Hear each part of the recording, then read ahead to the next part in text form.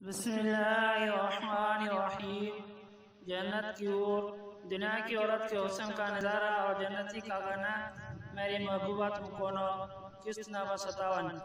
ابن عباس رضی اللہ تعالیٰ عنہ فرماتے ہیں کہ اللہ کا دوست ایک تخت پر جلوہ افروز ہوگا، اس تخت کی بلندی 500 سال کے سفر کے برابر ہوگی، جیسا کہ اللہ تعالیٰ ارشاد فرماتے ہیں وفوش مرفوعہ، اور تخت ہوں گے بلند۔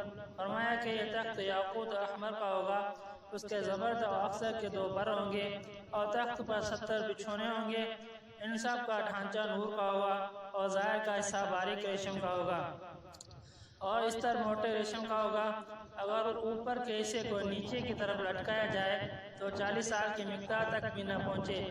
اس تخت پر ایک حجر عروسی ہوگا جو لؤلؤ موتی سے بنا ہوگا، اس پر نور کے 70 پردے ہوں گے۔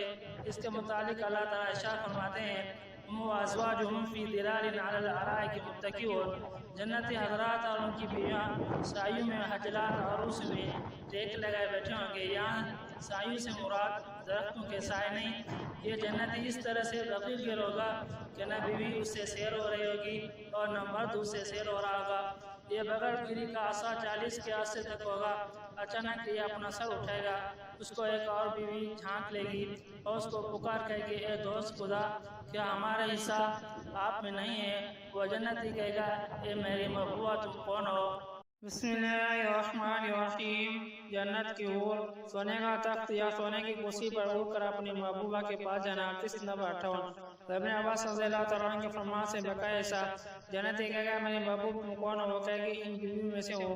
اس کے متعلق اللہ تعالیٰ ارشاد فرمایا وَلَدَيْنَا مَزِيدٌ، ہمارے پاس اور بھی ہیں۔ چنانچہ اس کا تخت یا سونے کے 2 پروں والی کرسی اڑ کر اس بیوی کے پاس پہنچ جائے گی۔ جب یہ جنتی اپنی اس بیوی کو دیکھے گا تو وہ اس پہلی بیوی سے نور کے 1 لاکھ حصہ زیادہ حسین ہوگی۔ یہ اس سے بھی 40 سال بغیر گیر رہے گا، نہ یہ اس سے اکتاتی ہوگی نہ وہ اس سے اکتاتا ہوگا۔